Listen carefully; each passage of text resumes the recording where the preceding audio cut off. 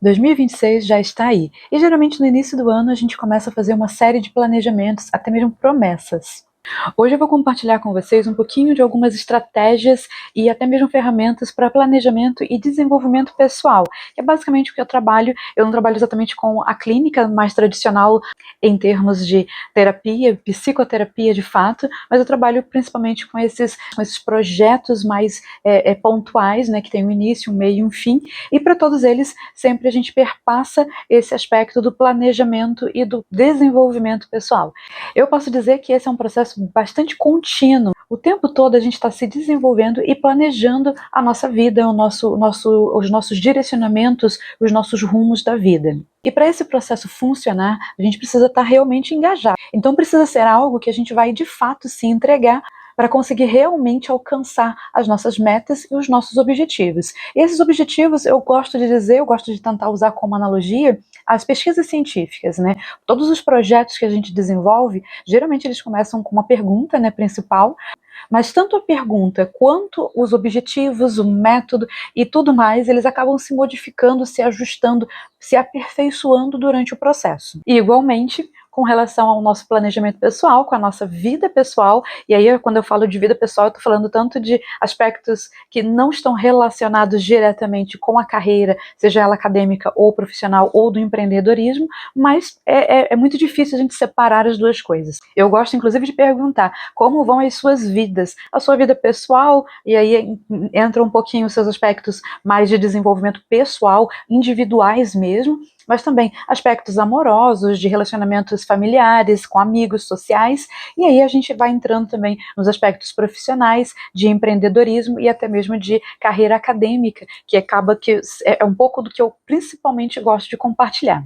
Eu criei esse espaço justamente para poder compartilhar um pouco de como é a vida de uma pessoa que transita muito bem entre esses dois universos, da vida acadêmica, da vida profissional, da vida do empreendedorismo também, né, como empreendedora que sou, e também o aspecto pessoal que está ali no meio disso tudo. Ele não pode ser separado. Os nossos objetivos que não têm exatamente relação ali com a nossa vida pessoal, com a nossa vida profissional, no caso, e com a nossa vida de empreendedorismo, os nossos projetos. Nós podemos ter projetos pontuais ao longo da nossa vida. Então, em 2026, até já compartilhando um pouquinho dos meus objetivos, eu tenho algumas viagens já programadas, já inclusive com datas agendadas para participar de algumas expedições em montanhas, Kapuri Mountain, que é liderado pelo Juliano Lorne. Ele é um guia de expedições já bastante consolidado, e ele tem esse trabalho bastante pioneiro de incluir pesquisa científica, também suporte médico de saúde mais integral, não apenas o médico, mas todas as áreas que possam contribuir com a melhor experiência de expedicionários que vão para essas expedições.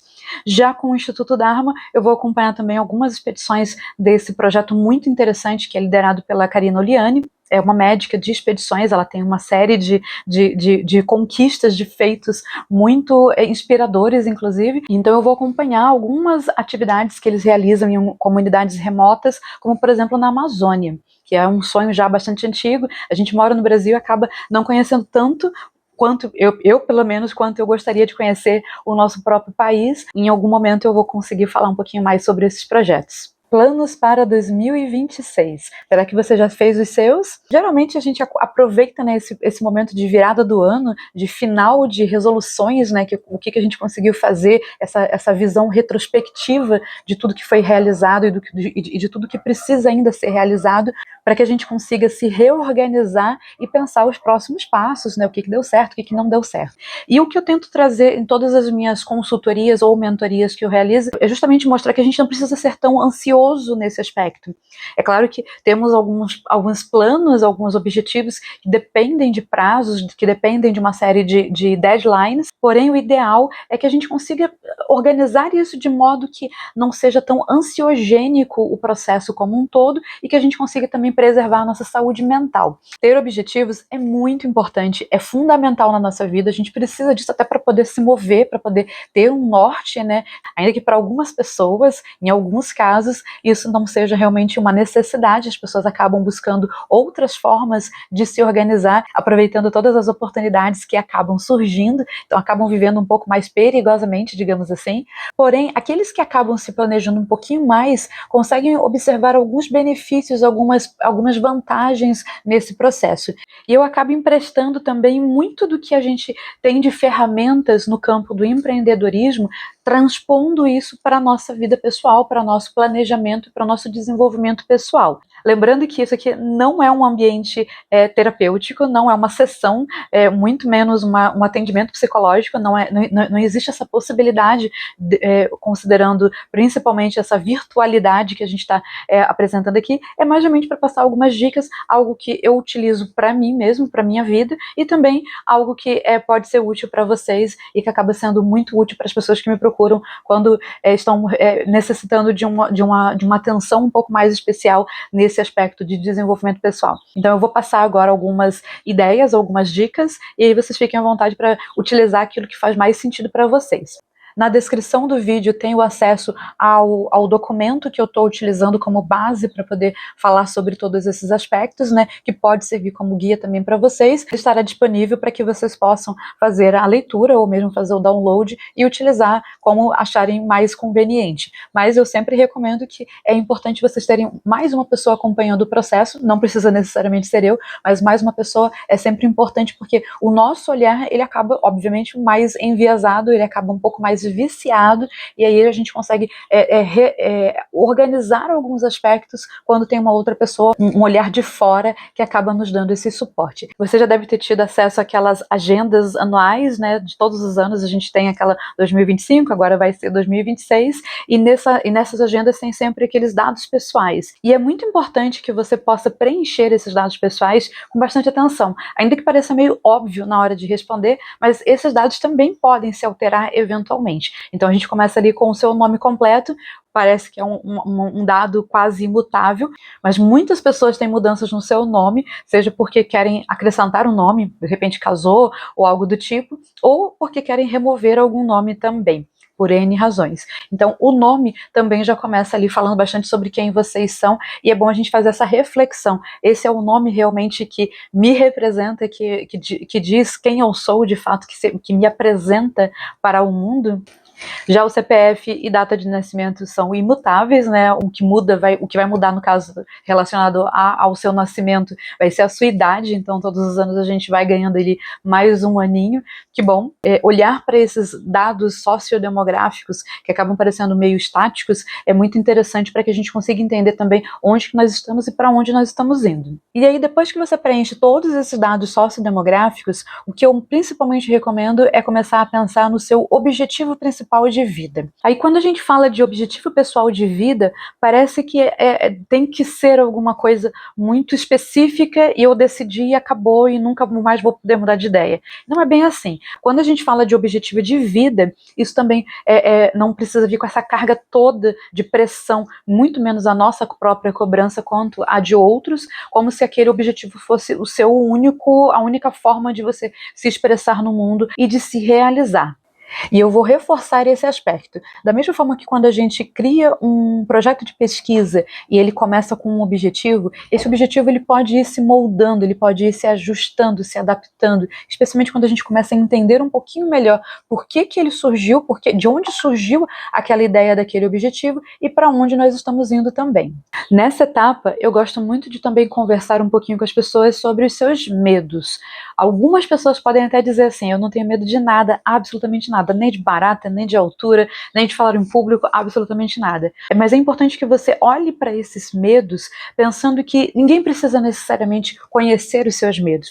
Você não precisa sequer escrever, embora eu recomende bastante que a gente coloque tudo isso no papel para que seja um exercício mesmo mais cognitivo, mais focado naquela atividade, possamos olhar aquilo tudo e entender qual é o todo que nós estamos ali colocando naquele documento, naquele momento, né? E é um momento. Nós podemos e geralmente mudamos bastante. Então, realmente estamos falando ali de um momento, de um retrato daquela fase da sua vida. Então, eu pergunto, quais os seus medos? Se você quiser compartilhar aqui nos comentários, fique à vontade, mas você pode também manter isso mais em sigilo.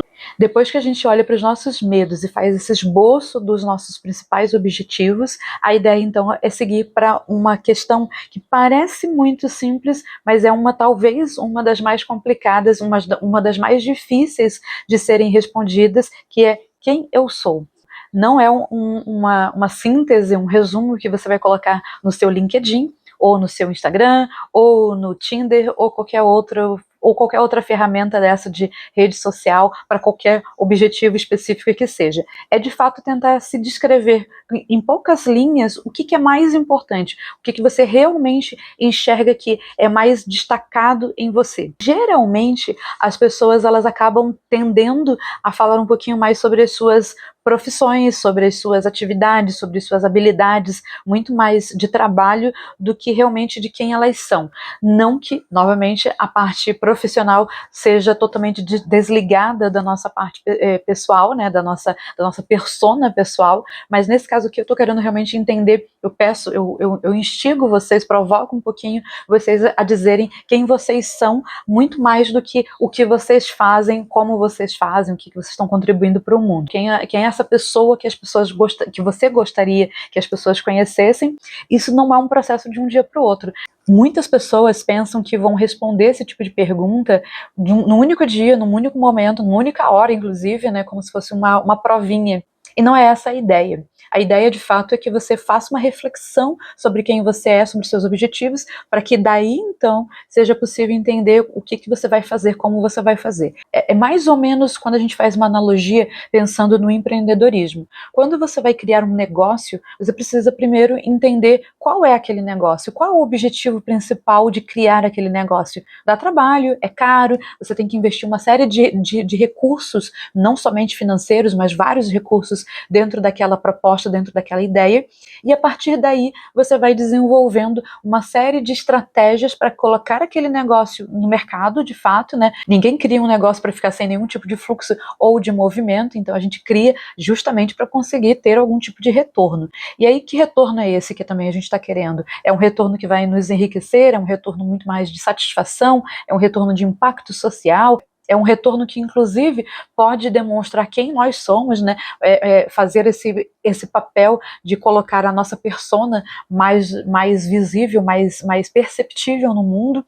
Então, tudo isso acaba passando por aí. Então, a gente vai definir, além do negócio, quais são os produtos ou os serviços que estão sendo desenvolvidos, quais são os diferenciais desses produtos, qual o valor, né? Algumas pessoas utilizam a palavra preço, mas, de fato, nós estamos falando aqui de qual o valor que está sendo colocado no mercado sobre aquela ferramenta, aquele negócio de fato que você acabou de criar. E aí, a partir disso tudo, você vai ter uma ideia geral do que de fato você pode ou não obter com aquele negócio, com aquela ideia inicial. Tem, por exemplo, um momento em que você vai ter aquela descrição básica de missão, visão, valores, e aí o valor, não estou falando de valores mais financeiros, né? Estamos falando de valores mais intrínsecos àquele negócio, enfim, todas aquelas palavrinhas básicas que a gente acaba utilizando para poder descrever os valores daquele negócio, daquela empresa. E a partir daí, só então, é que a gente vai começando a colocar isso em campo. É claro que, da mesma forma que a gente está falando de planejamento pessoal, planejamento estratégico de uma empresa, existem várias formas de você colocar um negócio para campo, né? Algumas pessoas não fazem nenhum tipo de planejamento, não tem nenhum tipo de estratégia muito bem traçada e nem por isso elas vão ter fracasso. É uma falácia dizer que tem que seguir realmente essa receitinha de bolo, porque não é bem assim que acontece na prática, na vida real e na vida pessoal também. Quando a gente fala de planejamento pessoal, desenvolvimento pessoal, a mesma coisa ela acaba valendo, né? A gente não está falando aqui de uma regra que precisa ser seguida, mas são algumas sugestões, algumas estratégias que acabam funcionando para a maioria das pessoas e pode ser que funcione para você também. Qual é o seu ídolo famoso? Não adianta falar pessoas da sua vida que poucas outras pessoas teriam acesso, né, teriam conhecimento para entender quem que você está utilizando como referência. Quando a gente pergunta sobre um ídolo, uma referência, não precisa ser necessariamente um ídolo, pode ser apenas alguém que você admira um pouco mais. Algumas pessoas não têm sequer um ídolo, mas é mais para entender isso. Quais são as pessoas que você utiliza como referência, que podem ser compartilhadas por outras, né? Então aí a gente vai falar sobre vários nomes, né? E é muito bom você entender por que você está recorrendo àquele nome, né, àquela pessoa, àquela referência, àquela personalidade, porque isso também acaba transmitindo um pouco de quem você é. Por que você cita, de repente, Einstein? De repente, porque você admira um pouco mais pessoas inteligentes, pessoas que fazem pesquisa científica, pessoas que atuam dentro da sua área, pode ser na área da física. E quem ouvir o nome que você está indicando pode também vir com contrapontos. E é muito importante quando você indicar um nome, você ter noção, pelo menos, de quais são esses contrapontos que estão ali presentes, para que você possa também argumentar a respeito disso. Nem que seja para dizer, sobre esse aspecto eu preferiria até não comentar, porque infelizmente não existem pessoas perfeitas, né? Então sempre terão pessoas que têm ótimas características, todo mundo tem uma ótima característica para ser apontada em algum momento, porém, todo mundo também tem algum defeito, tem alguma particularidade que não é assim tão muito bem aceita, e a gente precisa entender o que é isso para poder ter uma resposta de imediato. Então a gente vai para quais são os meus valores pessoais, ou seja, o que rege a minha vida no sentido de conduta moral, o que eu posso, o que eu não posso fazer. E aí a gente vai também para a próxima questão, que é quais são as minhas intolerâncias. O que seriam intolerâncias, né? O que para mim eu não aceito em hipótese nenhuma, não é negociável, é inegociável de fato, né? Porque quando a gente sabe o que não é negociável, fica muito mais fácil também a gente conseguir explicar por que aquilo não é negociável, o que vai passar da linha, vai ultrapassar todos os meus limites, e a partir disso, então, eu não consigo mais estar naquele convívio, estar naquele espaço, naquele contexto específico. Todos esses elementos, de algum modo, são um pouquinho polêmicos, mas esse é um pouquinho mais. Então, quais são os meus preconceitos? O que eu tenho de aversão com relação a algum tipo de pessoa, algum tipo de contexto, algum tipo de conduta que pode estar me causando algum tipo de tensão e até mesmo de impedimento de evolução no meu desenvolvimento pessoal, e que pode ser contornado ou não. Todo mundo tem algum tipo de preconceito. Se esse meu preconceito causa algum tipo de agressão a outra pessoa, então esse preconceito ele precisa ser trabalhado de alguma forma. E eu sempre recomendo, não somente para esse aspecto, mas para todos os outros aspectos, que você busque também um processo um pouco mais prolongado e aprofundado sobre a sua vida, para que você possa realmente trabalhar esses aspectos. Aqui a gente está falando de uma visão bem geral mesmo, para poder entender quais são os passos principais que podem ser dados, mas tudo isso sempre com um suporte. Com relação aos seus pensamentos sobre vida, o que você já realizou, o que você deixou de realizar, mas o que te deu orgulho, mesmo que não tenha sido totalmente alcançado o objetivo, mas que naquele processo você realizou algo muito interessante, que fez sentido para você, que fez alguma diferença na sua vida, que foi marcante de alguma forma. Então isso é importante você também ter anotado, ter registrado, para que você consiga olhar para aquilo de uma outra forma. Às vezes, quando a gente não dá nome para aquilo que a gente está pensando, para aquilo que a gente está tentando elaborar, isso acaba escapando um pouco. Então, quando a gente coloca ali em palavras de fato, e novamente, essas palavras não precisam ser compartilhadas com ninguém, a menos que você queira, mas é mais realmente para que você consiga olhar, você consiga organizar essas ideias, esses pensamentos e até mesmo algumas emoções dentro de um único espaço, que possa ser um pouquinho mais controlável, para que ele possa depois então ser analisável. Do mesmo modo que a gente busca os pensamentos sobre vida, é importante também a gente buscar os pensamentos sobre morte, ou seja, legado, o que eu já fiz que deixou uma marca minha, não que foi marcante para mim, mas que deixou realmente uma marca que vai ser levado adiante, ou o que eu estou ou como eu estou me preparando para esse momento, seja da minha própria morte, seja da morte de pessoas que estão ao meu redor, que possam ser importantes também para a minha vida. E nesse aspecto também a gente acaba trabalhando um pouquinho de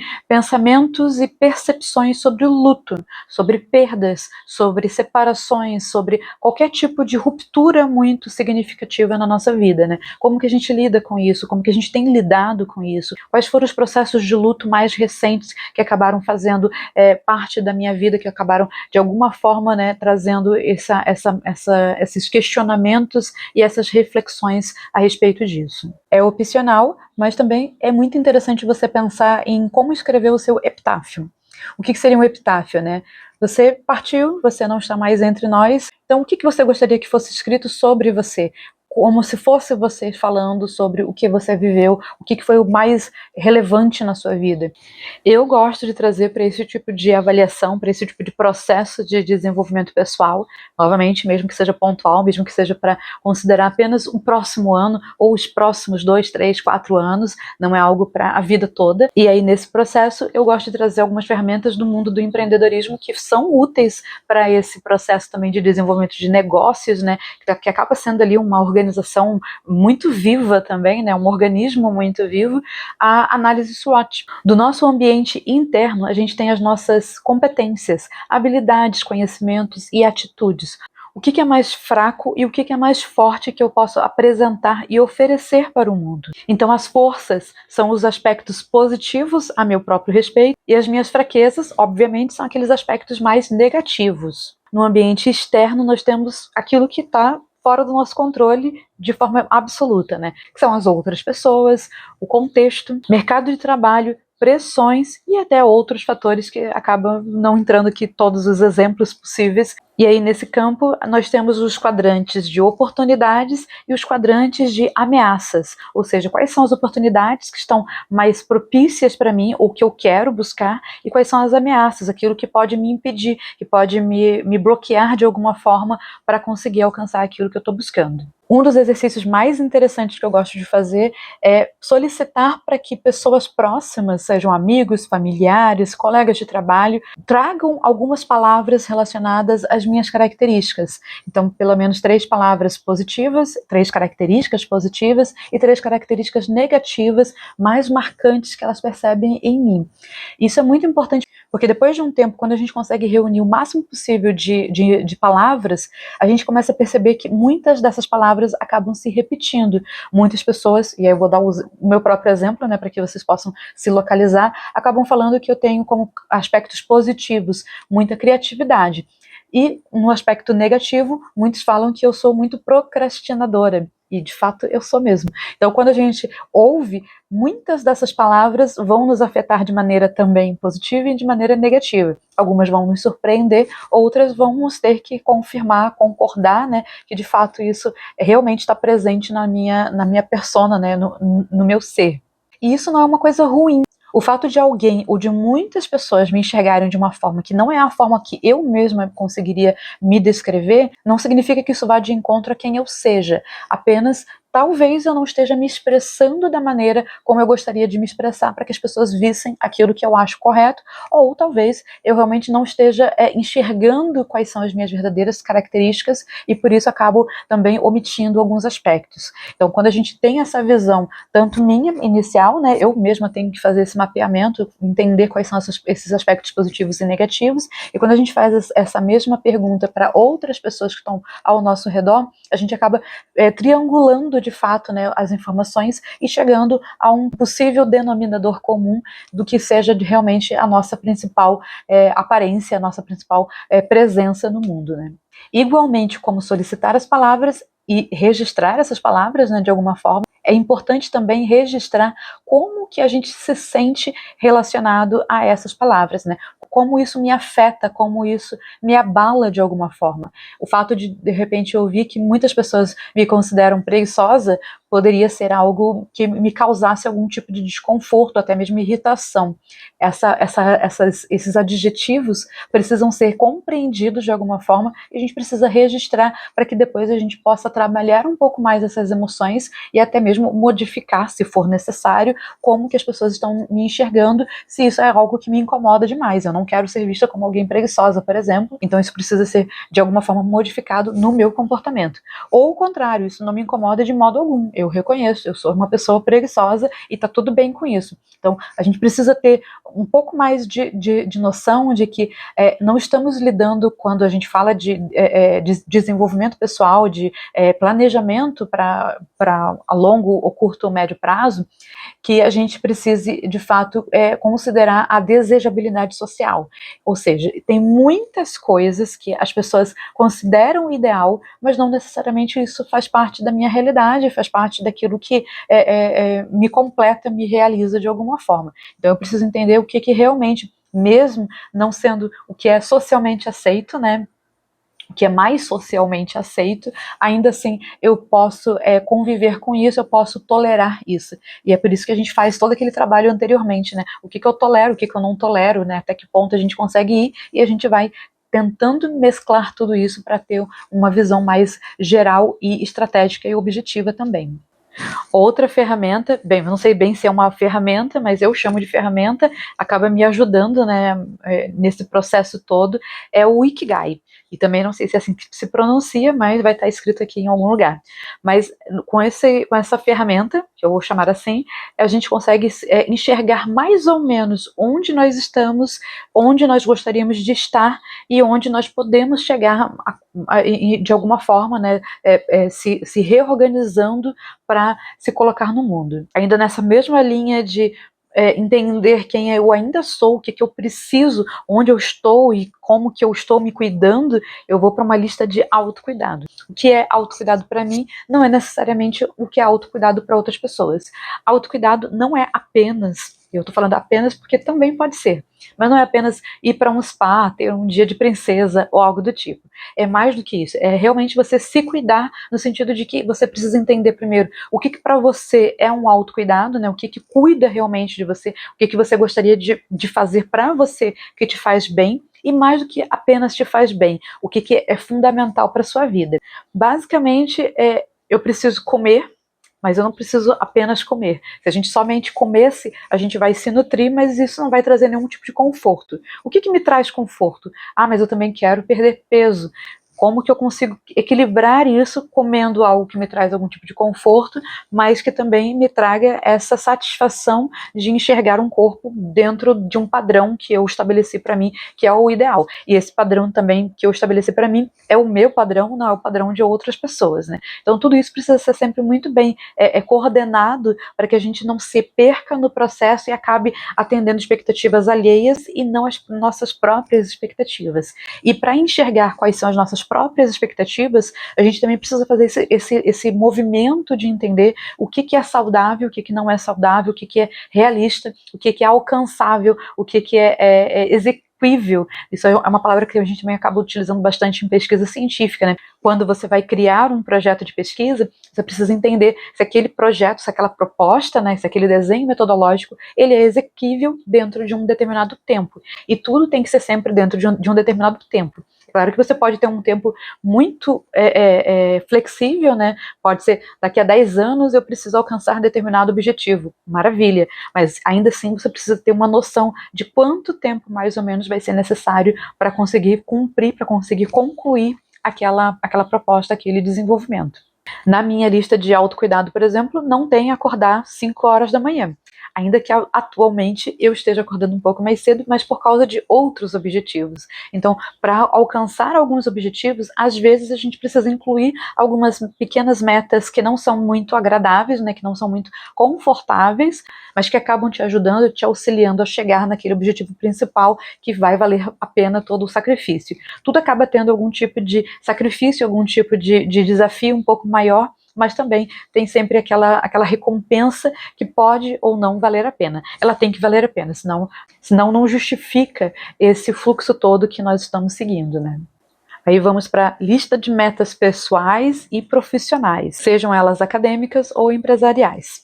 A única dica que eu posso dar é escrever muito bem qual é essa meta, como que ela vai de alguma forma ajudar a alcançar o seu objetivo principal, rever se aquele objetivo principal ainda está coerente, se ele ainda está fazendo sentido ou se ele precisa de algum ajuste, e aí, né, depois disso, colocar um prazo, também um custo. Esse custo pode ser muitas vezes financeiro, mas também ele pode ser de outros recursos como o tempo. E por fim, um status, para que você consiga ir acompanhando. Ele está em 0%, 50%, 100%. Esse status ele pode ser algo bem mais tangível, né? Você pode conseguir calcular isso a partir de alguma métrica que você estabeleça, mas ele pode também ser um pouco mais subjetivo, mais aproximado, não precisa ser algo tão preciso de fato, né? Eu adoro trabalhar também com um gráfico de investimentos de recursos, sejam eles de tempo ou de recursos financeiros que possam ser incluídos dentro desse processo. O que seria isso? Esse gráfico de investimentos de tempo, eu gosto de separar principalmente em dias úteis, ou aqueles dias mais habituais, né, que acontecem com mais frequência. Não necessariamente você trabalha em dias úteis, mas você pode trabalhar, mas você pode ter uma certa rotina em determinados dias, então você utiliza isso para essa adaptação, né? Ele precisa ser sempre customizado de acordo com cada realidade. Mas basicamente, nós temos 24 horas num dia. Isso não vai mudar, independente de qualquer outra coisa. Então, se nós temos 24 horas por dia, eu preciso de quantas horas para dormir? Eu, Paola, preciso de pelo menos 8 horas de sono por dia. Eu consigo ainda sobreviver muito bem com 7, com 6,5. Quando eu vou para 6 horas, eu sei que eu já começo a ter algumas deficiências ao longo do dia por conta desse sono não tão completo que para mim seria o necessário, né? Cada pessoa tem a sua quantidade mínima de sono que é fundamental para você. Você precisa, primeiro de tudo, entender qual que para você é o seu padrão, é o seu perfil. Cada pessoa é o seu, nós temos ali uma média geral de todo mundo, como que as pessoas respondem, mas individualmente é importante também ter essa precisão, essa percepção.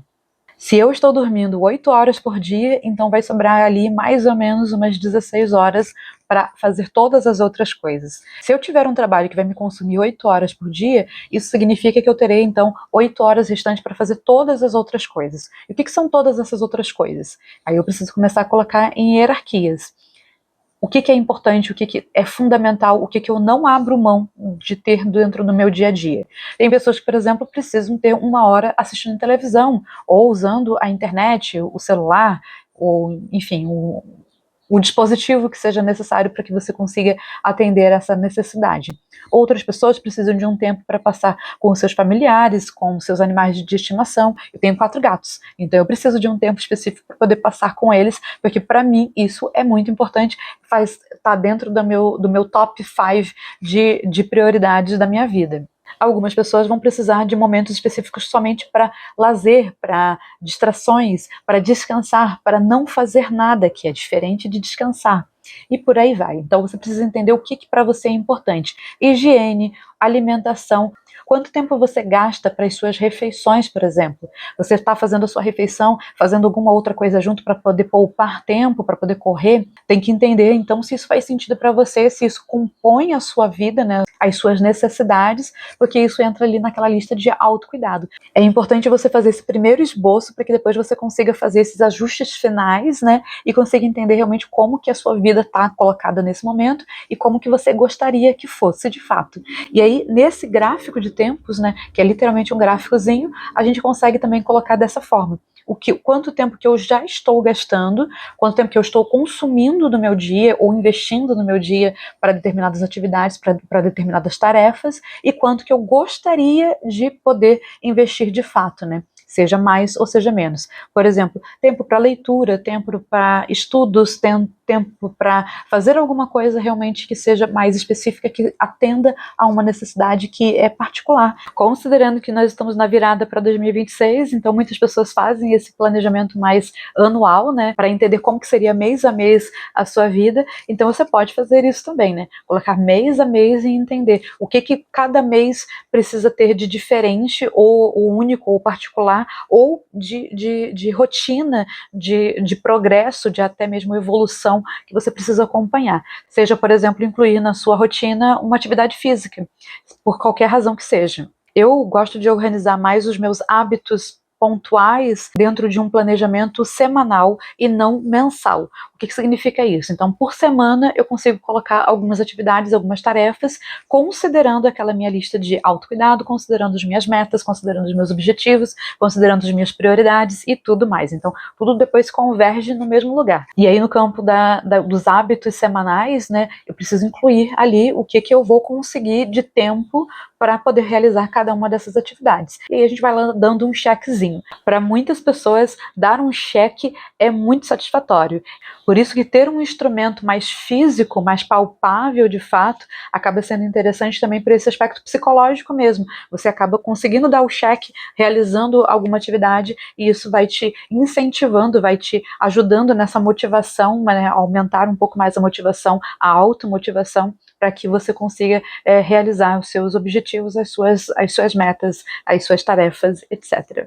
Além das metas anuais, metas mensais, semanais, nós temos as metas diárias. Então, cada dia nós temos algumas metas específicas e às vezes pode ser uma meta até bem simples de ser realizada, como, por exemplo, encontrar um motivo para sorrir.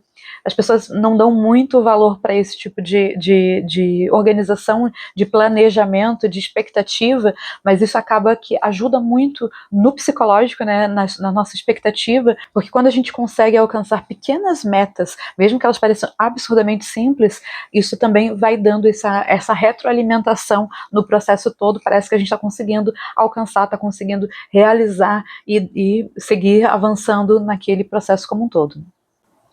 2026 está aí, então eu tenho muitas metas, eu tenho alguns objetivos já muito bem traçados, outros ainda sendo ajustados, sendo aperfeiçoados e melhorados, e espero que você também tenha, espero também que essas dicas e essas recomendações, ferramentas, instrumentos possam ajudar de alguma forma.